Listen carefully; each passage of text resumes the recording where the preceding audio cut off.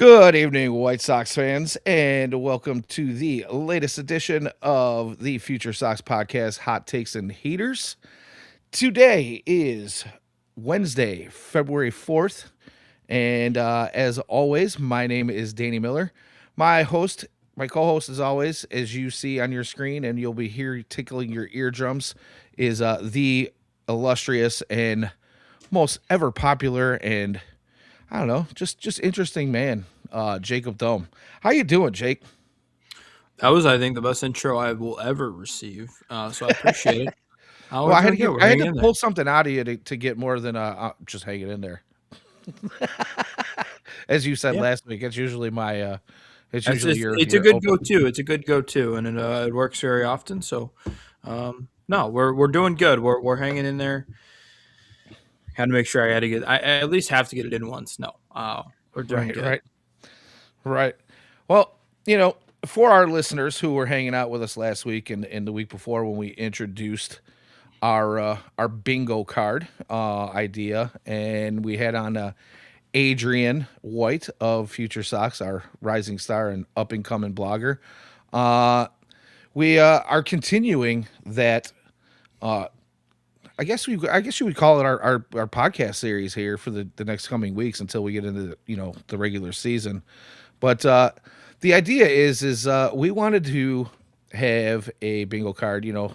When you hear people say, something happens, you're like, wow, didn't have that on my bingo card for today. Where Jake came up with the thought, like, why don't we go ahead and do that? Like, let's put a bingo card together for everybody to follow along with and just have a good time with it. And when something does come up, we can kind of talk about that, right?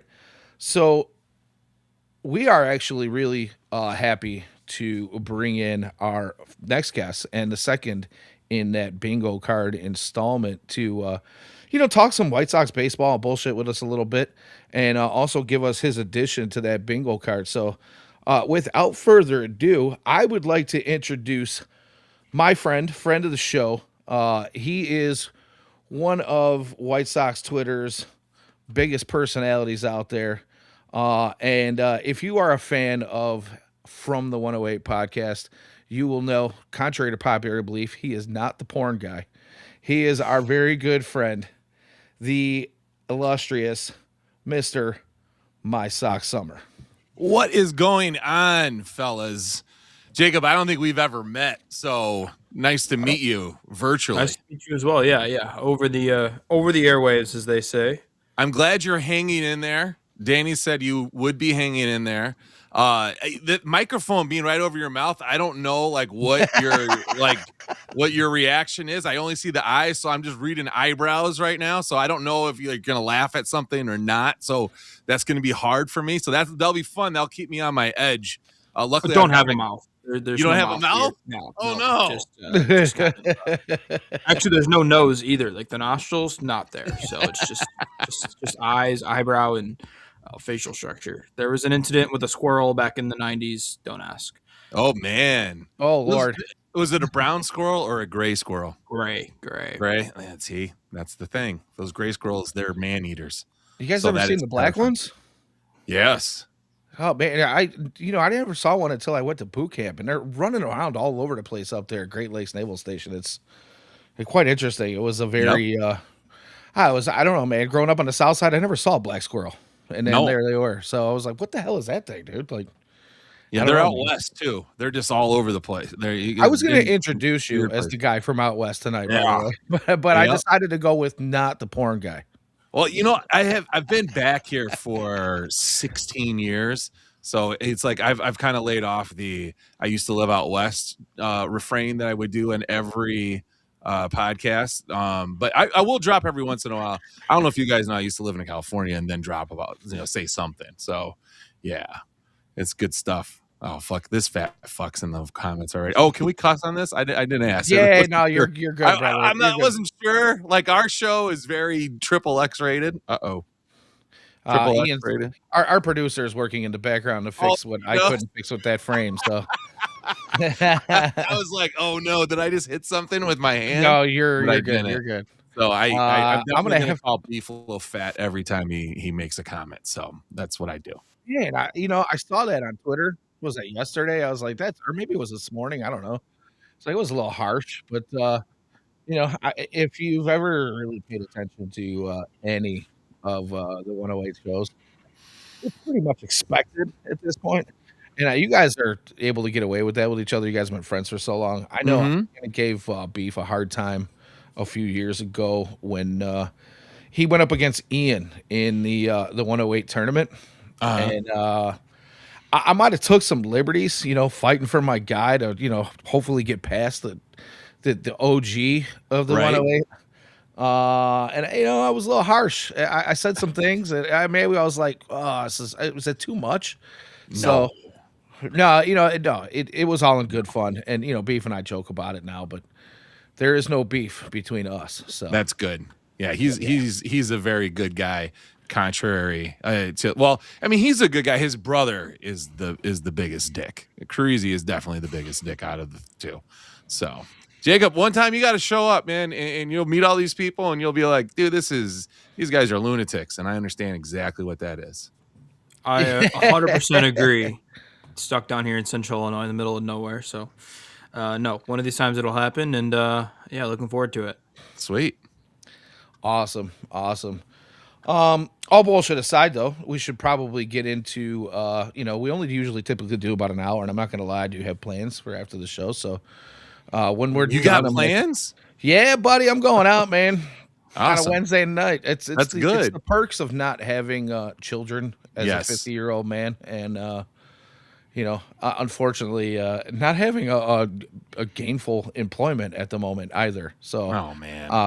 no, it's all good. I'm actually working on some things behind the scenes. I'm hoping to have a business up and running here in the next year or two. So, There you go. but we'll get into that further down the road. I don't want to put too much out there about Sure. that. But that's the plan. So, obviously, being that it is now the first week of February, White Sox Fest was this past weekend, and I posted in our teaser that the White Sox Fest hangover was going to be on the agenda this evening, and for me actually, because Jake and I didn't actually get a chance to go to White Sox Fest. Uh, I actually was not completely devoid of Sox Fest weekend activities and spent the evening with you guys, Yeah. i.e., the 108 and all your guests over at Reggie's on Saturday night. And there may have been a hangover involved on Sunday Oh my morning God. after that one. So I'm sure that I walked out of there probably in a lot better shape than most people and had a better Sunday than a lot of people because I didn't stay the entire night. I Mhm. think once the show was over, I was probably only there for about, I don't know, 45 minutes or so. Right. You and I and some of the other folks that were there had a round of shots and Yes. cheers to each other. And I think I slipped out the door. I kind of did the Irish goodbye and disappeared after that. But I saw what was coming. And, obviously the show is called Hot Takes and Heaters. For multiple reasons, and one of those reasons is I'm the guy who loves to chain smoke on air. So I do have a little bit of a suggestive personality, and I know that. So when I felt what was happening starting to happen, I had to dip.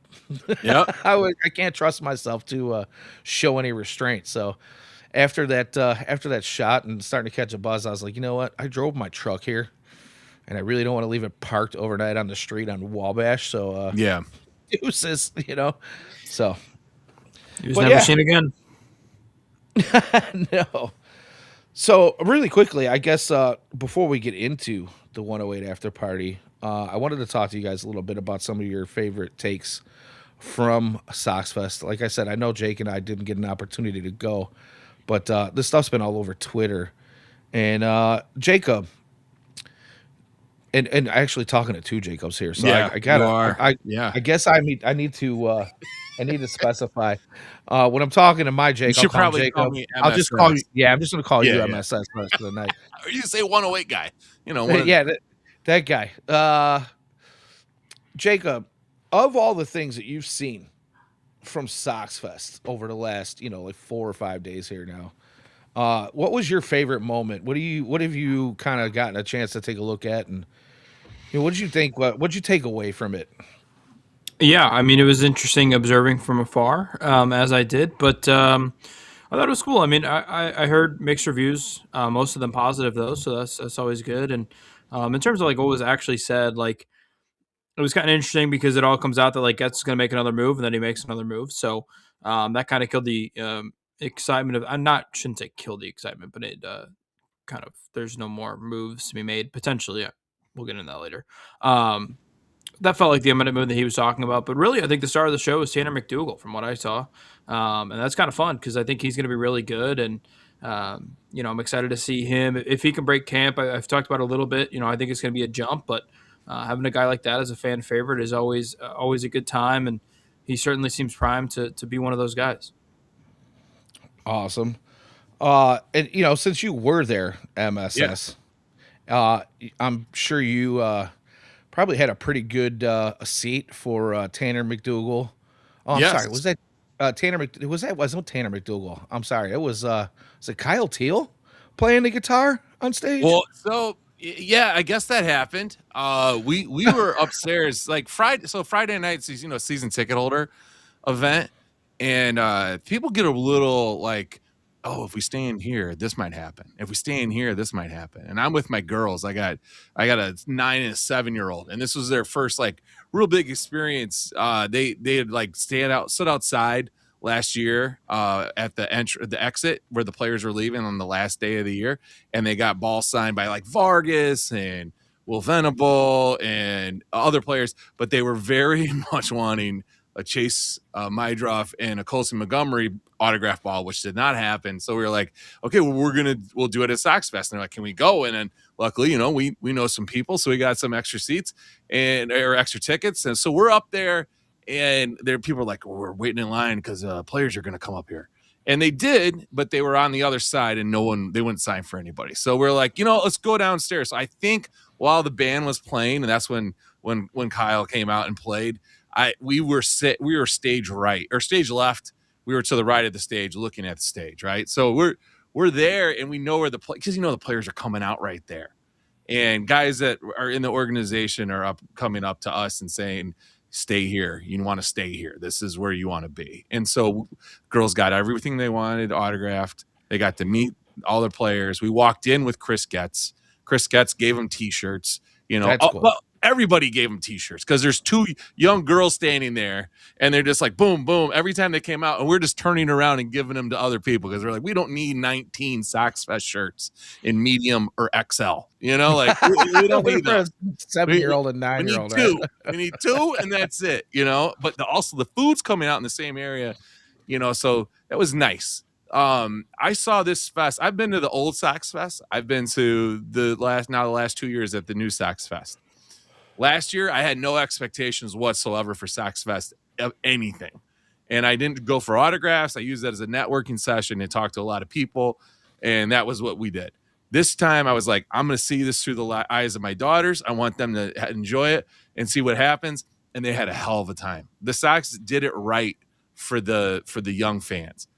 They came over they had a Sam Inanochi jersey and a John Sheriffin jersey. Like the kids, like the White Sox staff by the end of the night, like everyone had left, and my kids are running around like because there's free beer, and I'm not leaving when there's free beer, so I'm drinking Blue Moons, and then like they come over with these freaking event used jerseys, and I was like, what in the hell is going on? Where did you get that? First off, they're like, somebody just gave it to us, and I was like, well, you just got your first authentic MLB jersey at 7 and 9 years old. Like that's just ridiculous. So it was set up for them. They had a good time. And I understand why the old heads get mad because you used to be able to have an autograph fest for like $35, and you had all day and you were just jabbing with other Sox fans. It was crusty. It was stinky. And it was just fun. Like you got down in the dirt of baseball. So that part of it, I understand why people miss that, but it's just new. It's different. So you can't expect that from these events. It's more of a fun thing. Like I said, we got 8 autographs for God's sakes. I mean, we weren't walking away empty-handed. Like if you wanted it, you got it. You just had to work for it. So a little different. But as far as like we were there for media on Saturday, and I agree, dude, 100%. the Tanner McDougal experience is going to be one hell of an experience. That guy is electric. He was full of energy. Friday night, he's over there signing people's, shit over in the corner, and he's talking to people, and they're just taking pictures. And he is just, if I didn't know better, I'd have been like, this guy is on the best cocaine that is available in the Chicago area, because he was just so excited to be there. And this is something that I saw with Colson last year. He's happy to be here. He's happy to talk to these fans. And we haven't had a lot of those players recently. Andrew Vaughn hated talking to anybody that he didn't have to. Okay. So you didn't have that. Paul Konerko, love Paul Konerko, but not the biggest chatter. Harold Baines doesn't talk to people. Like we had Ron Kittle, and then, and then you'd get like a guy, Daniel Palka will show up and who's happy and will sign and talk to you till you don't want to talk to them anymore. So it's nice that these kids are taking advantage of the situation and are happy and are talking to everybody. And Tanner fit that bill. I think the organization, now, if you go on the other side, we interviewed a bunch of people too, like you guys did. They understand where we, as a podcast, can get their message out to different people that are not necessarily on their mailing list. And people listen to us maybe a little bit differently than they would a Scott Merkin, who's like basically a team employee. Not really, but, is basically doing the bidding for the team, right? So if they treat us nice and they throw a couple free beers our way and we're nice, then we tell our, hundreds, thousands of listeners, they're like, oh, well, shit, maybe the Sox are back. So I feel like they've recognized that now and are using that to their advantage. And the vibe, Danny over there and Jacob, I've been at media days for years. The vibe at 35th and Shields the last 3 seasons has totally flipped. And in the middle of the year last year, I know you guys saw it in the middle, like second half of that season, that's a whole different team. It's a whole different team than was the play in the beginning. Whole different team from 2024.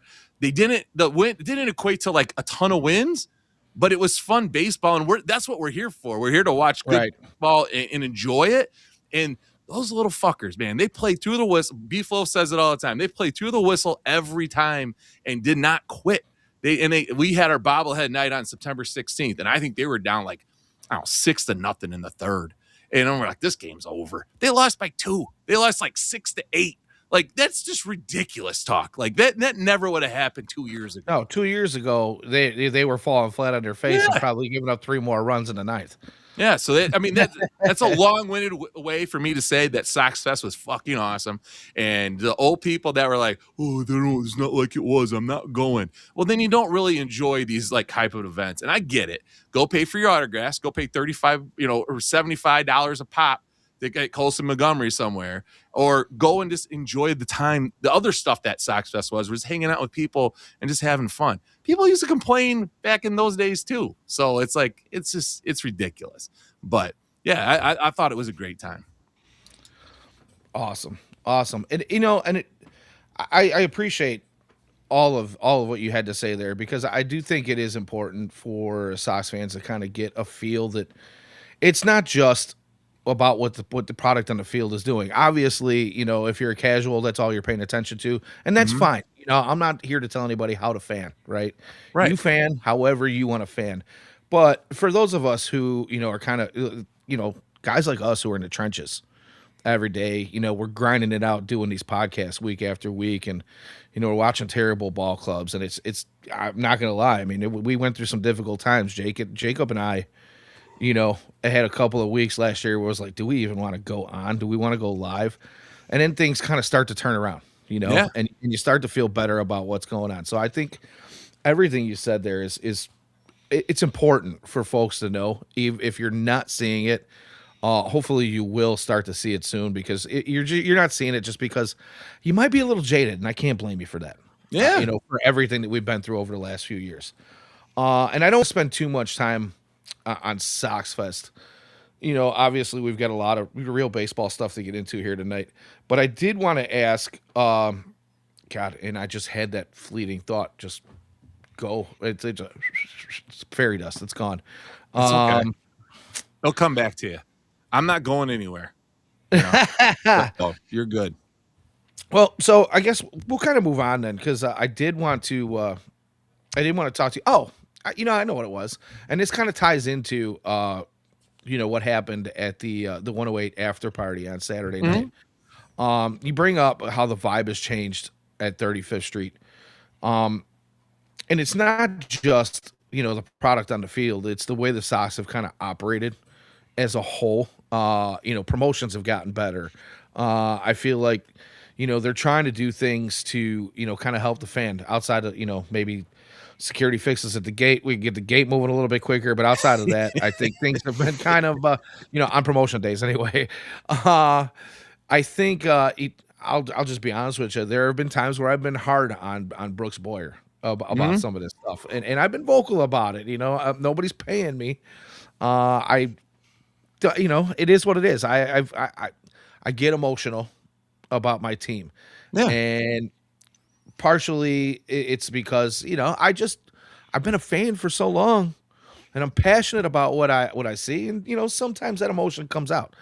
But Brooks came and he was the first guest at the 108 after party on Saturday night, and I got to tell you, he said a lot of things that made me feel like not only am I starting to see these changes as a fan, that there's more on the horizon.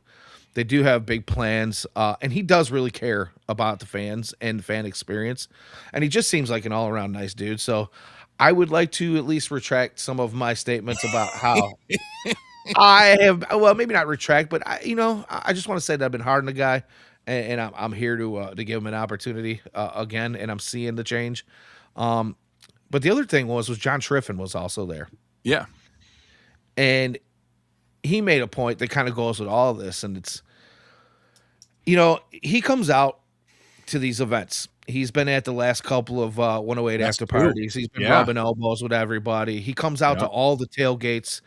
We've all had an opportunity to speak and talk with him. And he doesn't just come out for one tailgate and spend 5 minutes out there to say, hey, I was there, and be the guy that's just, I showed my face and now I'm gonna leave. No, he's out there and he's eating burgers and he's eating whatever food's out there and he's hobnobbing with everybody. And he said on the stage the other night that it's the one thing we all have to remember is that we're all here for the same reason. We're all White Sox fans. We all want to be part of that White Sox family, and I think that's what we need to remember. And give him all the hell you want about the roar or whatever. Yeah. But the guy comes in a time when the team is awful, and he's trying to make his place in White Sox television, and he's got to try to amp up a fan base that's had a lot of disappointment over the last few years and a bunch of 100-loss seasons. So I mean, I got to give the dude credit.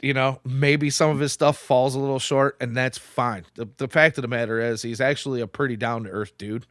Yeah. And if you ever get a chance to run into him, if you guys are listening, whether it's here on live or, in podcast form later on, come out to the tailgates. It's blasted all over Twitter.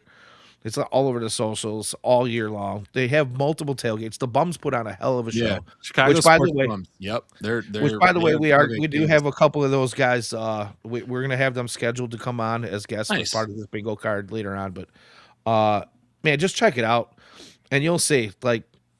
John's a good dude, and he's gonna be out there, and he'll be happy to talk with you, and shake hands with you. I mean, just shoot the shit. He's just one of those dudes, and he wants to be. He wants to be, he's a fan first. He wants to be part of that. So yeah, I mean, listen, Danny, you said a lot there, and it's true. It's hard for him. It's hard for him to come in and prove himself as an announcer. First off, you have two strikes against you. People don't like you, and people don't like the White Sox, right? Or you're replacing Jason Benetti, so people don't even know who you are. You're replacing a legend, in a lot of people's minds, and then you're also, the team is just suffered a horrible rebuild that we just came out of, and here he is, and then they go on to lose the most games in MLB history, recent MLB history, and he's trying to do something to show his boss, listen, I am still good at this, so I have to do some things to make it look like I'm doing something. And people took that some of the wrong way. It's like, well, you got to read the room and not have as much energy. Yeah, but like, dude, there's only like 26 of these jobs, so like you're not going to get a ton of chances to prove it. And I think he was Well, is there overboard. even 26 now? I There mean, we might got not nine. be. We got 9 teams that don't have RSNs right now. I think it's more than that. I think I think you're like at 18. Yeah, Which is it's insane. crazy. So he had to do something, and I think he was smart. He embraced the tailgate culture and has fun with the fans, and he's getting in there. Now we'll get lit up on Reddit, and say, oh, you guys you guys just hang out with him because he'll have a beer with you, and you're nice to him because he'll drink with you. And it's like, well, somewhat. I it's harder to hate somebody when you know the person, but also to see how unfairly some people can get treated in Chicago media, and know people that get lambasted by Chicago media and know the full story behind the scenes and know what they're not talking about is pretty interesting. So like, I mean, he's just a genuine down to earth dude. On top of it all, like, he's a nice not, guy. People clown him, and he's not a clown, dude. He's No. like, he's more than happy. He doesn't know me from Adam. Yeah, But he spent 5 minutes talking with me the other did. night, like he was one of my best friends, just because he recognizes that we're all Sox fans. You know what I mean? Like he's just genuinely there, and he, Yep. he Yeah, and I wants mean- he wants to be there. He wants to be a part of it. This isn't just like, hey, it's my job. Yeah, and Right. as like a play-by-play guy, like it's hard not to be a fan. Like it's your job. You have to go follow the team for 162 games. Like of course you're gonna have like extra rooting interest in that because you're covering it. Like you have to be there. You're contractually obligated to be there 162 games. So I think there's like a different level for him where like you almost want to like talk it into existence. Yeah. And That's I a don't great know. point. It's you want to just put your best foot forward, Jacob. That's just you want to make it look good at all times. So it's hard. It's hard coming into that set. But I'm glad you enjoyed it, Danny. I'm glad you enjoyed those shows because those are stressful for us because we have a $5,000 minimum bar that we have to cover. Which I think it probably got crushed, if I could tell by the way the crowd got was crushed. that night. We did not have to put any extra of our money onto the bar tab to equal $5,000, so that was good. And getting these people to secure to come in, we've wanted Brooks on for years, but there's never been like a good reason to him on. And then this year was just perfect because you got this guy coming from, over in Japan. And it's like, what are you going to do to market this guy and show off this guy and not waste these 2 years that you have, and to get more fans, and he was talking about it, he's building up over there and you've seen more and more Sox hats everywhere and people on social media wearing more Sox hats in Japan. And it's just like, it's a whole thing. We had 2 people from Tokyo sitting next to us at Sox Fest that they didn't know any. I don't think they knew any English at all, but they had bags full of White Sox stuff, and we gave them a couple 2-3 shirts to take home with them, and then a bunch of 108 stuff too. We were like, hey, come through. So it's right on. It's cool that you get these.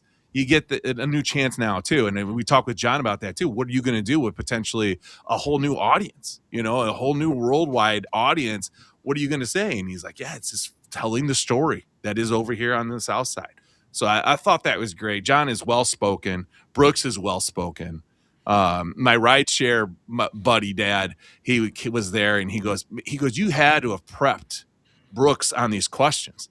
And I was like, I gave him 2 questions. I told him 2 things I was going to ask, but I didn't say I was going to ask it. I'm like, I'm going to do these 2 things. So he was ready for 2 things. After that, he didn't know anything that was coming at him. No, and I mean, he was shooting from the cuff, and it was genuine. Yeah. And he answered some hard questions. Like, I mean, maybe not super hard, but he gave some genuine answers to things when it came down to, like, when you talk about Murakami and the money and the owner that, I mean, he was asked, why do you have to be in the room to ask the owner to spend $34 million on a guy Yeah. that everybody else thought was going to get, 150 or more for a longer, extension, longer contract. Yeah. And he was very down to earth in his answers, and he put it out there. And I know that he gave us the whole, well, do you go out and buy a Mercedes without talking to your wife first? No, I got to talk to Yeah. my boss. You know what I mean? But he also explained like how the money, the profit that comes in, Yep. and how that translates to being able to spend more money later and marketing Murakami down the road, not just here in the States but overseas, could be a huge deal for the White Huge thing. Sox. And I'm looking forward to seeing how that transpires. Yeah. Did you, Jacob, do you have any questions for MSS about any of that stuff at the 108 event or Sox Fest before we move on to some real baseball talk? I don't think so. I think you hit it all. Well, you got to come next year, Jacob. I know. I'll Son of try a to. bitch. Jesus Christ! You invite me on your show, and you don't even come to our events. I don't understand this. Danny's over there. I'm recovering smoker, so I just like smelling Danny after he's come after a cigarette. It's awesome. It's like, man, miss ripping heaters with Danny. Yeah, well, again, I'm the guy who likes to chain smoke on hot takes and heaters, and that was one of the questions I wanted to ask Brooks. This is also a kind of a take on an ongoing 8-year battle of me trying to quit smoking, and I've been close many times. It's hard, and I blame it on the White Sox, and I was going to ask Brooks, like, what do I need to do to get an iron lung from the White Sox for these seasons of disappointment? But they won't even let you smoke anymore, right? You can't even go on that little patio thing. No, but no. I mean, it's probably a good thing. I mean, they're trying to save you, Danny. They're trying to save your life. Every time I come to a game, that's 3 hours or so of, time that I can't, chain them up. You know what I mean? So, yeah, it's a good thing. But all in all, it was a great weekend, and I can't say thank you enough to you guys. To our guys for spending the time that they did down at Sox Fest during when they sat on Podcast Row and getting all those great interviews. And again, if you're listening in the podcast or you're in the room here with us live, if you guys haven't checked all that stuff out, please do.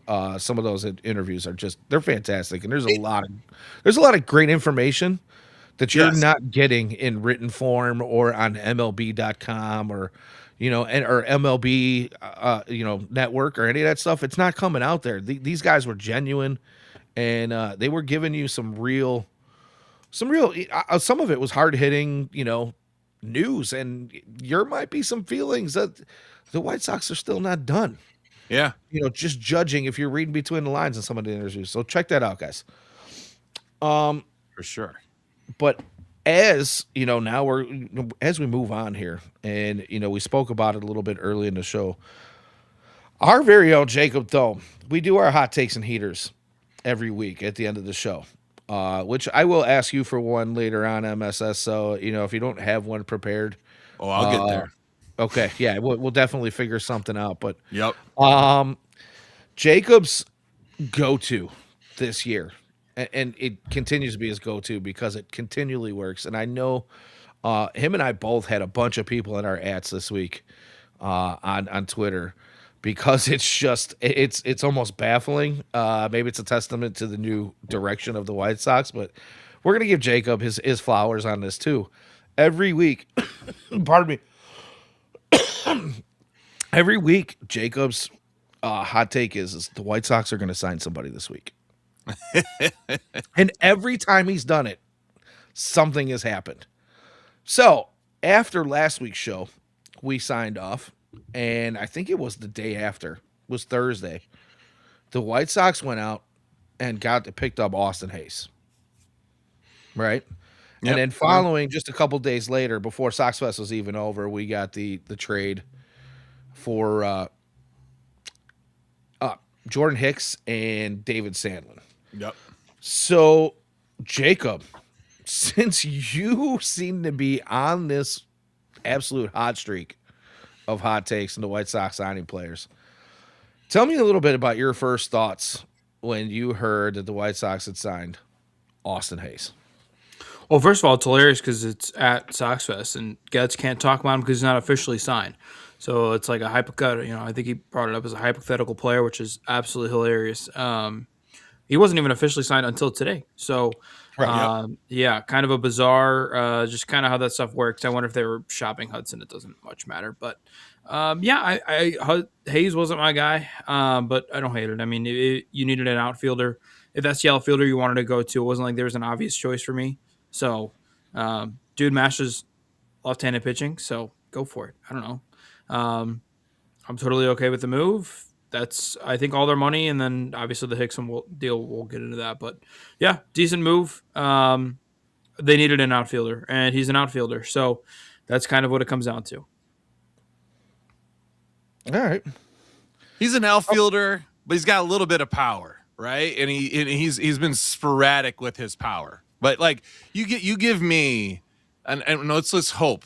Let's hope that he's playing not just left, like he's going to play right, and Benintendi's going to still do what Benintendi does and hit 15 home runs. But if you have these two guys contributing for 30 home runs and playing left and right field, like that's okay. I can take that over, what we were looking at before with Tachman, who everyone loved, but I think put the ball out of the put it out of the park like 8 times last year. So like if you double the runs and you have a guy that seemingly is healthy, played 103 games last year, it used to be more, he's been sporadic with his health. So hopefully he can stay healthy. We've gotten good luck on some of these guys. I think he's not going to cost you. He's not costing you a ton of money. So he's coming in to do a job. It ain't the sexiest thing, Jacob. I agree with you. It's an outfielder, and it's more of a tenured outfielder because they have a shitload of people that can play outfield. Don't really know what their qualifications are. It's like B-Flow likes to say, the outfield chaos. There's tons of people that you can throw out there to try. You finally have one guy in there that's like, okay, he's done the job before. He's like, it's like we get behind a manual transmission. He's like, well, he's driven stick before, so like we know he can do it. So we'll make him do it again. So I don't think it's not sexy, but it'll get the job done. Now, and it's not sexy, but I think my take on this whole thing was, I actually talked about Hayes just a hair here on the show and all over the socials a lot, just for the simple fact that I felt like after their Sir Anthony Dominguez signing, I'm like, okay, they have this money left of the 20 million that they saved from the Robert trade, and I don't know if there was money left in the kitty before that Guess had to spend, but we knew that 20 was out there, right? And they said that they were gonna do something with it. And yeah, Jacob has put it out there, and we had Adrian White on last week who said the same thing. But every time Grisket says he's gonna do something, he's not one of these guys that's full of it. You can expect him to actually do what he's gonna do, or what he says he's gonna do. So you knew the money was gonna kind of be spent. We might have made some jokes tongue in cheek, but we had an idea that this was not just going to be a stand pat move. And when it came down to the point of, all right, we have like this 10 million left after signing Sir Anthony Dominguez. I looked at who was available and I thought to myself, Austin Hayes kind of makes sense for the same reasons you brought up. He's got a little bit of pop. He's a guy who has played outfield. And when you look at our outfield and what our projected starting outfield was going to be before this move, you're exactly right. I mean, you had, Luis Angel Acuna, who's played like just a handful of games in the outfield. Yeah. Was typically known as a second baseman, for the most part before he came here. And then, between Brooks Baldwin, who had, was learning on the fly last year. Yep. And you've got Andrew Benintendi, which we don't even know where he's at with this Achilles thing. And is he going to start the year on the IL? Is he going to be ready to go? Like, we don't know how often he's going to be able to play. Is he going to split time because of this thing? Is it going to be a thing where, he splits time because he's just better off being a DH and not trying to run around out there and give an opportunity to some of these younger guys to make the way? I don't know, but it felt like, okay, we have at least one guy who's actually done the job, as you said. And that was really my kind of takeaway from this whole thing. So I thought it was awesome. I again, kudos to Chris Getz, because He's doing things that, especially this offseason, that we just did not. I don't think any of us really saw it coming this way. We were No, hoping, but I don't think we saw this type of offseason coming. definitely didn't think So, Mooney was going to be here no. for 34 million, right? So you didn't see that, and I think and we had Passon on our podcast, 2 weeks Great show, ago, by the way. and he said, they're not going to go out and win the World Series, and they're probably not even going to contend for the division, but you're moving in the right direction, and I think that gets around to other like agents, it gets around to players, it gets around to just the fans, and like it gets out there, and people are like have a different perspective of who the White Sox are. So and you can change that culture. You throw and that's a buzzword, right? But like you put a Will Venable in that clubhouse, and it just changed everything, and got rid of some of those players. Change, and people see that, and you see people having fun. And Getz isn't acting like he knows everything about everything, like maybe the previous administration did. He knows he needs to hire somebody. Danny and Jacob, when we saw that, oh god damn it, the one exec, Josh Barfield, is getting courted by another team. That was probably Kenny Williams' worst fear. Somebody's going to steal my guy. But this is something that you want. If you don't have somebody in the position that other teams want, why do you have them in that position? Like they're not doing something right? Like everyone's like, oh, Rick Hahn. Everyone loved Rick Hahn. How many jobs has Rick Hahn since he left the White Sox? He's been on MLB Network like 2 times. I think they throw you like a free hat and some coupons. Don't disrespect the MLB lottery host. Don't be throwing shade to the MLB draft lottery host, Rick Hahn. That's a big time job. Chicago White Sox general manager, that job. Right there. The MC was Dan Plesac. And Plesac made the joke to Getz on MLB Tonight, like just the other night. He was like, how about that host? And he's like, oh, very important, Dan, very important. Who was like, I mean, it's listen, again, it's just these vibes, like us just laughing about shit right now. Could we have done this 2 years ago? Hell no. Like we have Pedro Grifol, we were salty. And we're going into like this crap, and you're like, listen, doesn't take a lot to get us excited, and that's like kind of the problem with Sox fans. Like you show us a little bit of shimmer, and we're just like, yes, this is gold. I know this is gold. Let's roll with it. So Chris Getz is very measured, though. He doesn't sell things big. He didn't talk about, we owe the fans this, or we owe it to people to do this, or talk to me after the parade. None of that bullshit. He keeps it straight. And he's just like, listen, we got a lot of work to do, but we're seeing that things are working. He was on a recap podcast, and they were talking about the move, putting Colson down to Arizona. And he's like, they're like, we really like that move. And he's like, yeah, everyone likes it because it worked. But if it didn't work, it was the worst move. It's just like this, that would have been horrible, right? But taking that risk and having it pay off, and having Colson be who Colson is, who is another just amazing person. Like I just love him. I love his attitude. I love all the Midwesternness about him, and he's just happy. So I just think that's, you create a little bit of your own luck, as Aloha Mr. Hanna likes to say. You get your own luck. You get the right people in there, and Getz has been doing that. Yeah, you got to rebuild the culture, and I mean that's kind of what they've done, and it's working so far. I mean, all the rave reviews coming about Venable, so yeah, I'm 100% with you there. I mean, it's going to take a process, and I mean they've got a lot to prove to certain people, but it certainly looks like it's pointing up. Yeah, it's going the right way.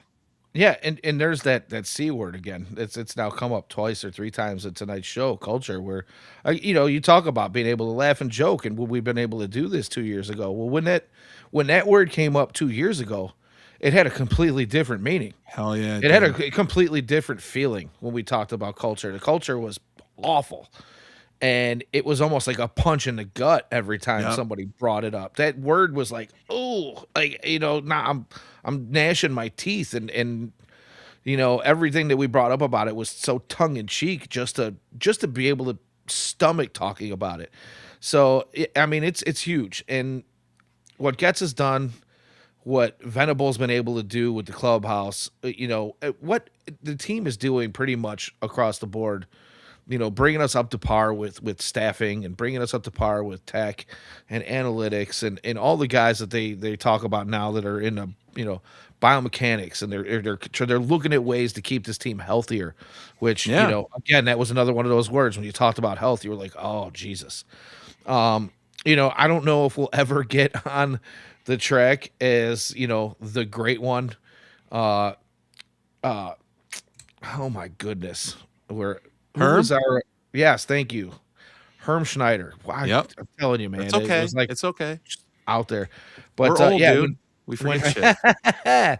when Herm Schneider was here, I mean, I think the Sox had there was probably a lot of luck involved, but it seemed like they knew what they were doing as well too. There was just a run of so many years where they were like the least injured team by a long shot, Yep. and we went the exact opposite direction for so long, and it's just nice to feel like things are moving in a direction that feels right, even if we're not seeing full on results as of yet, where we're not getting 90, 100 wins in the W column, but we're seeing progress and growth, and to me, that's at the stage that we're in right now is about the best you can ask for. Yeah. Could you imagine a Pedro Rafal Sox Fest panel? That'd Oh, be something interesting. There's some nightmare fuel for you. When you go to sleep tonight, think about that. don't think I want to, but that's I a hope you great do. point. Hopefully, there's a report tomorrow. Just Sure, Pedro Rafal was in my nightmares. sure. It'll be lengthy. I'll give you about I don't know 140 characters on Twitter. There you go. And probably a Oh, sweet gif. there, yeah, absolutely. I'll find something to go with it. Um, so yeah, there was another move that we should probably get into recently. We do know that the White Sox made a trade, and they were able to pick up another pitcher. That I don't know where you guys are on this one. I know where I'm at, but I'd love to hear from you guys. Where some people are like, great move, and other people are like, not so much. But then if you look at the prospect they picked up along the way, now you start to maybe change the feel of that, and what Getz feels like he can get out of this prospect down the road. And then, of course, the one thing that a lot of people aren't talking about right now is the players to be named later. And I don't know if you guys have, really paid much attention to that, but how often do you see multiple players to be named later where there's one going away from us, but we're getting two back Yeah. in that deal? So, I mean, me and MSS have been talking a lot here, Jacob. I want to get your thoughts on the Hicks and Sandlin move. It's fun. I mean, they both throw really hard. Apparently, Hicks is going to go in the bullpen, which is Yep. awesome. Like if that's truly the role he's going to go back to, great. He sucks as a starter. Like I just think like that's kind of his thing, and like that's fine. Like some guys are just bullpen only.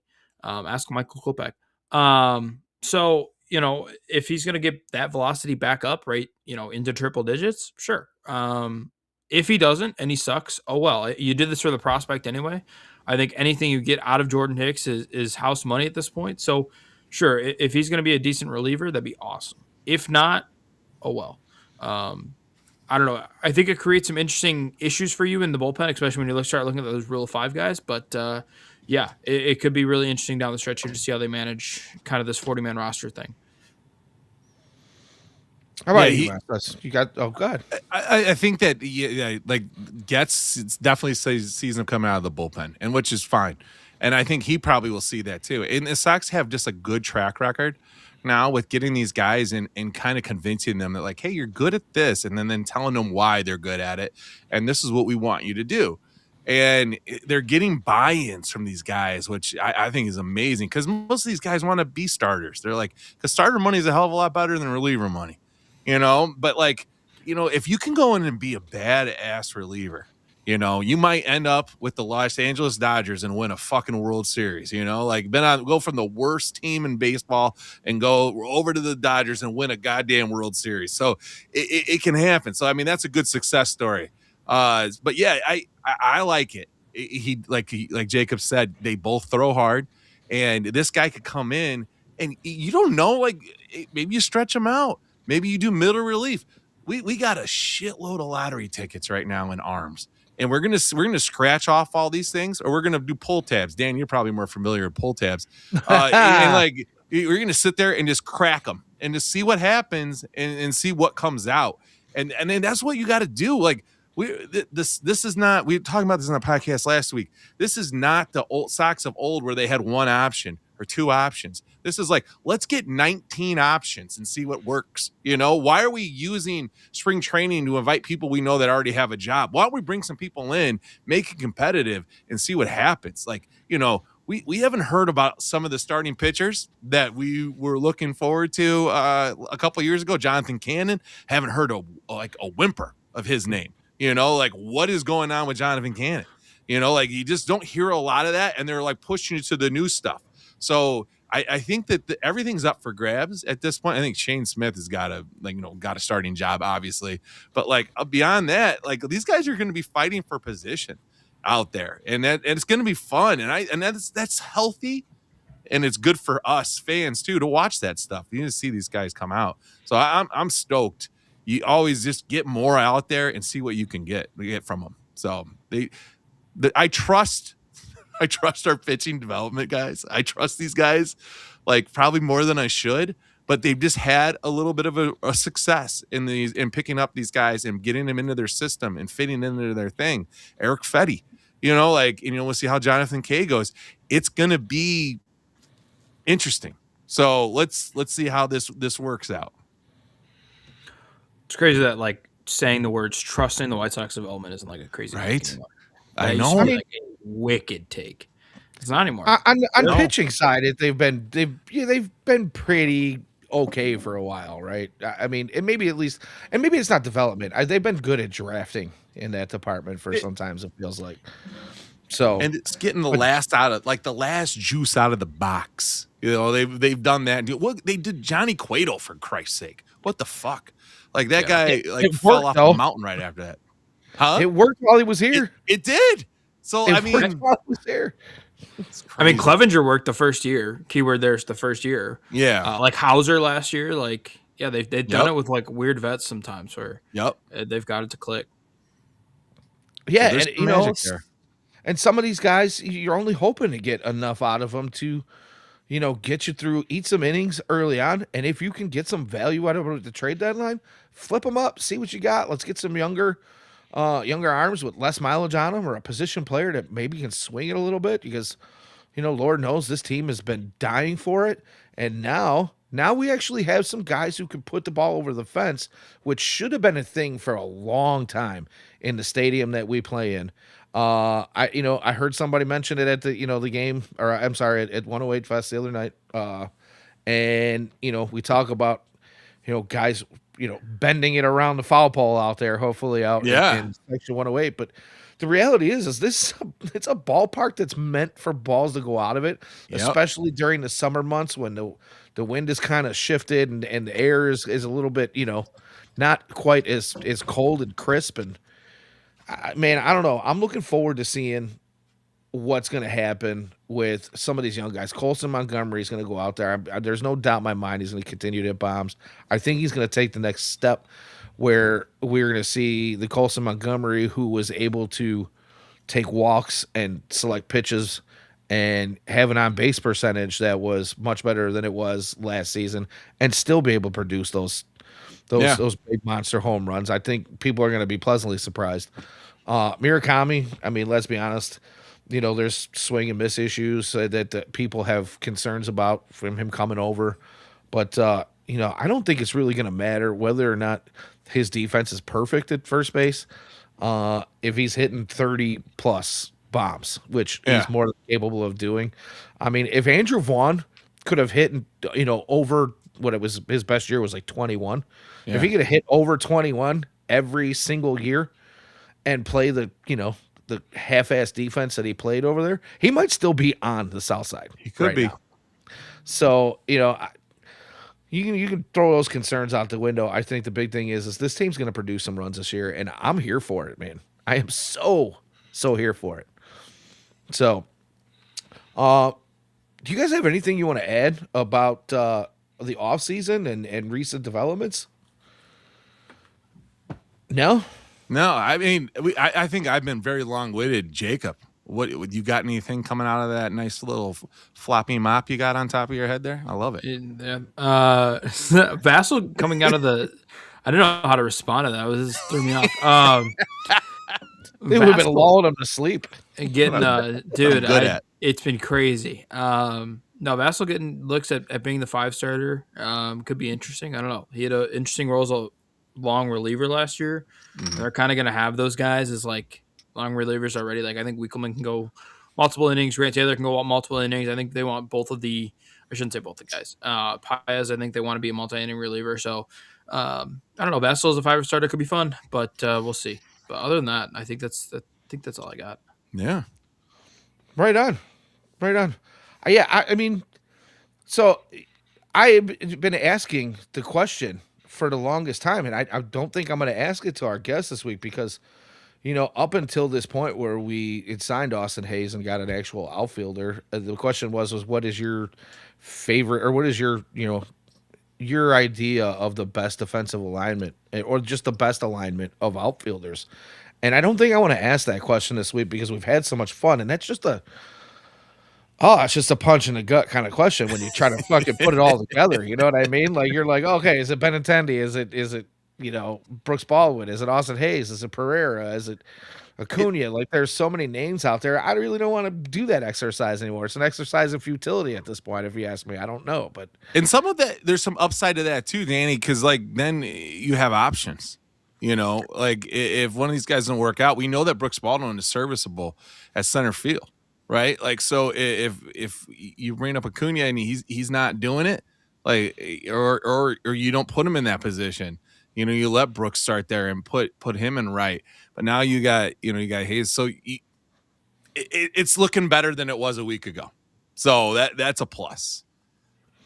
yeah, I Less mean, chaosy. you're absolutely right. There are options. I mean, we talked about Derek Hill in the past year. We've talked about Emerson Pereira. There's guys. There's guys. So it's just I see one of your guys, Uncle Ted, here is saying they have no options and the outfield is really bad. That's not really what I wasn't saying that they were a good outfield. Yeah, I'm just nobody's saying saying that. if one guy goes down, there's more people that will come up and at least play the outfield serviceably. I'm not saying they're gonna they're not gold glovers out there and they're gonna hit like a ton of bombs, but they're at least we're not gonna be like, well, maybe Jacob May will come up and play outfield for us, for, like guy that couldn't get a hit for like, I'll say it like this. This is 60 better games. than seeing Vaughn and Sheets out there. And as much as Yes. I like Gavin Sheets, but the guy had cement boots. Yeah. I mean, he looked like a Clydesdale that was, kind of lacking the speed. You didn't Yeah, enjoy Ryan Noda playing right field last year for the Oh, season? it was fantastic.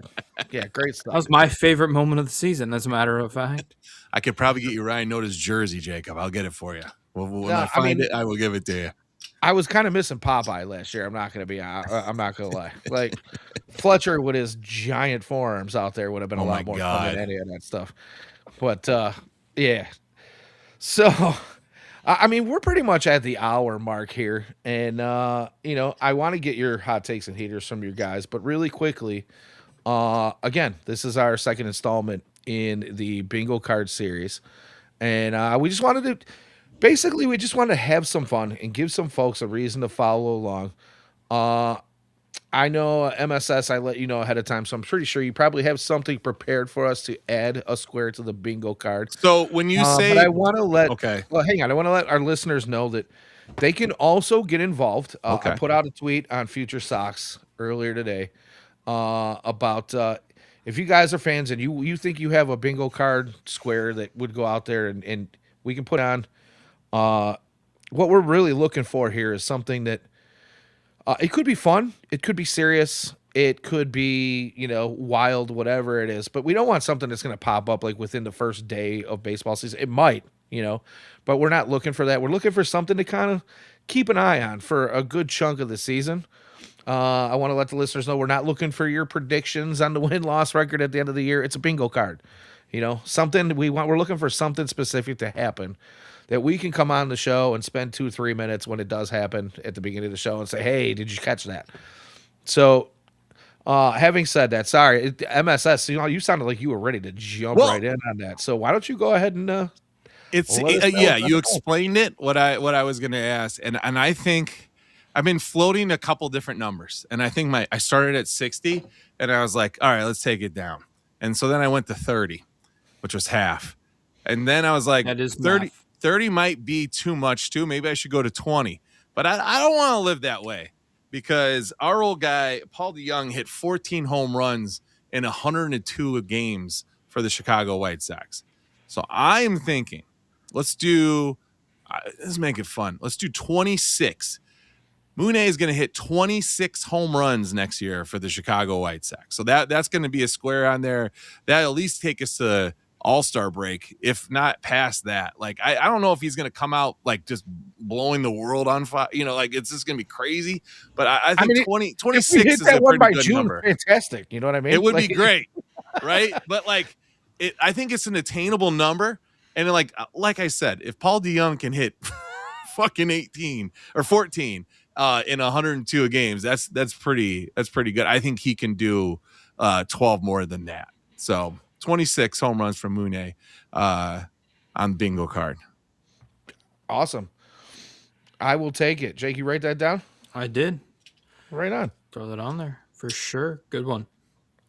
I do like it because I do think it is attainable before the season ends, and it'll be something that, again, we won't have to expect it. He's not going to hit 26 on opening day, so No, that'd be a lot of can't it. just happen that day.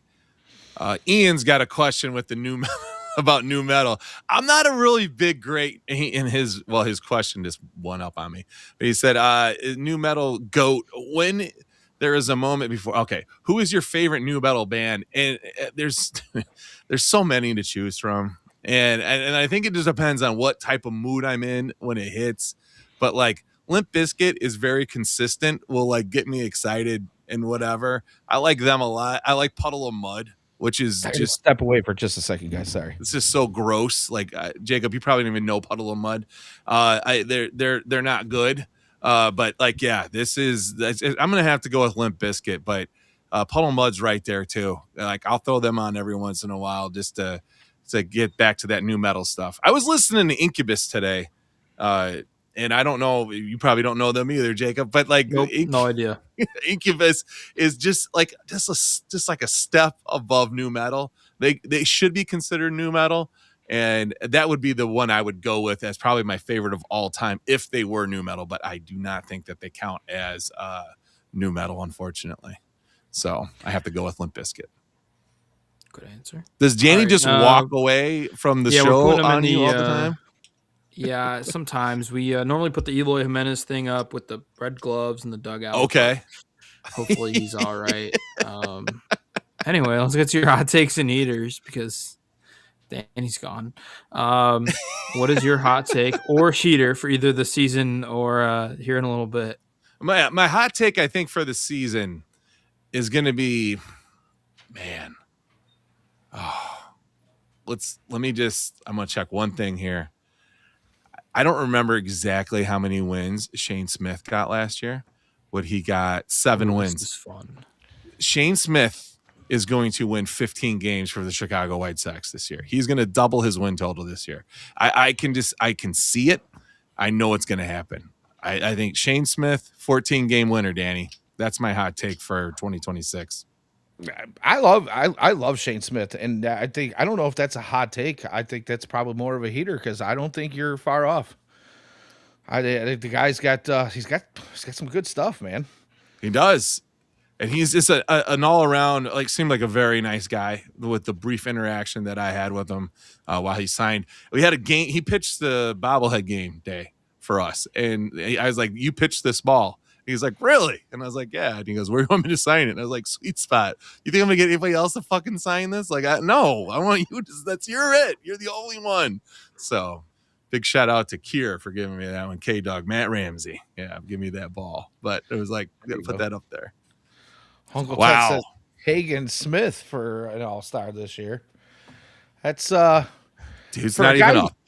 I was gonna say for a guy that's not even up, I will say that's a hot take. But That's a I very mean, that's I'm here for insanely it if hot. it That's happens. nuclear. That's fucking nuclear. That's not even hot. That's Right. nuclear at this point. I'm here for it if it happens, man. I really am. Man. So what about you, Just- Mr. Thome? What is your hot take for the or heater for the day? Are you gonna change it up? Are you gonna stick with Old Faithful? I'm changing it up because I don't think they're going to sign anybody else. Are you So sure? hot take. Yeah, I don't feel like they're yeah. done, but that's just me. They could sign a starter. In that case, I'm wrong. I just don't love the vibes.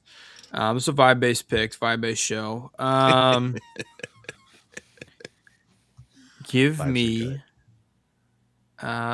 no first baseman. There aren't a ton to choose from. No first baseman play out of position this entire season. That's not including Miguel Vargas or anything like that. The first baseman stay at first base. I don't even know if we have a backup. I was gonna First say baseman. I don't think we who do. you got Like got, if Yeah, Mooney. yeah, that's a bad one Mooney. because like Elko's hurt. yeah. Yeah, all right, so that was a bad one. You're not throwing I got Ryan Elko in Noda left on or right. It's like Yeah. you got. I mean, you got Mooney. Vargas could play there, I guess. Sosa has played there, not fantastically. So you're not putting Sosa anywhere other than right there, right? Right. Like, Yeah, no. We'll go a White Sox reliever has over 15 saves this year. I like that one. Okay. I don't even know if that's the right number, but we'll go 15. Anyway. I would actually take the over on that. Now Yeah, that so would we I. I have think it's like Anthony 20, but- Dominguez and a team that doesn't quit.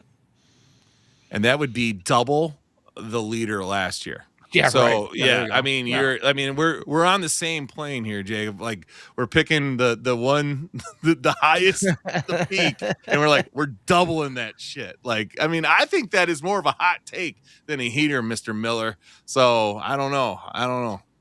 Hey, that's fine. We'll take either one, a hot take or a heater. What about you? I'm gonna stick with my heater that I've been going with for a good portion of the offseason here, and I'm gonna give Chris Getz his flowers. The man just continues to surprise just about everybody in White Sox fandom, and I think even a lot of organizations might have been surprised by what Chris Getz has gone out and been willing to do, and some of the deals that he's made. And I'm here for it. So kudos to you, Chris Getz. I was tough on him early on in his tenure, only because, and I think I have to blame Jerry Reinsdorf for this more than Chris Getz. When Jerry Reinsdorf came out and said, I owe it to the fans to not do this full-on GM job search and give it to Chris Getz because he's going to be the guy that knows the team and can turn it around rather quickly. And the quick hasn't happened, but I will say this, it's been done the right way. Yeah. So kudos to Chris Getz. Again, that's my heater. Awesome. All right. I think that about does it, man. We'll put a bow on it right there. First things first, I would love to absolutely thank MSS for coming in. I didn't mention this earlier, but James Fox, I said last week, was actually going to be my co-host this week. And it did not work out due to some unforeseen circumstances. So Yeah. we will have James on coming up here sometime in the very near future, but MSS was willing and able to jump in short notice, and it is much appreciated. And it's been a fantastic time talking with you, sir. So thank you. Anytime, Danny and Jacob. Nice to meet you. And I wore my hat backwards for James because I know he likes to do that. When he gets serious, he puts that shit backwards. So that's why I did. My little homage to yeah. James. Whatever the fuck it is. You know, Yeah. it's Omage, you know. I know how to Yeah. spell it, don't know how to say it, which doesn't happen a lot, but it did tonight. So thank you guys. It was a fun conversation. Nah, it really was, and we appreciate you, man. And then the next thing is I would always, as always, love to thank our chatters. You guys are awesome. We didn't get to a lot of the questions tonight, and that was just because we had a good, really free-flowing conversation going. We were not ignoring you guys. I did see a lot of it, but I did not want to kill the vibe. It was awesome. So, again, always a big shout-out to our chatters and our live viewers. We appreciate you guys. We appreciate the support.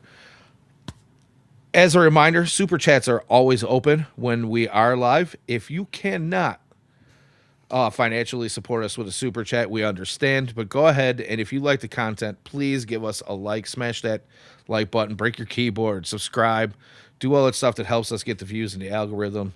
Especially these days, I mean, that helps more than anything with all the AI crap that's out there right now. So Hell yeah. jump on that stuff, guys. We would really, really appreciate it. As always, if you are looking for some of our written content, you can find that on. We post most of it on Twitter/X, but you can also find that at FutureSox.net, as well as our exclusive content for a $2 a month Patreon subscription. All of our shows are also going to be able to be found there. We have Ian and James on most Sunday nights. We've got the Future Sox Roundup with Elijah and Dylan and Jeff. So check that out. But again, every little bit of support is appreciated. You guys have a wonderful evening. It's been fantastic talking with MSS tonight. Just remember that we are all White Sox fans, even if we don't agree on everything. We're all here for the same reason. So we love you guys. Until next time, we will see you here next Wednesday. And as always, go White Sox. Peace.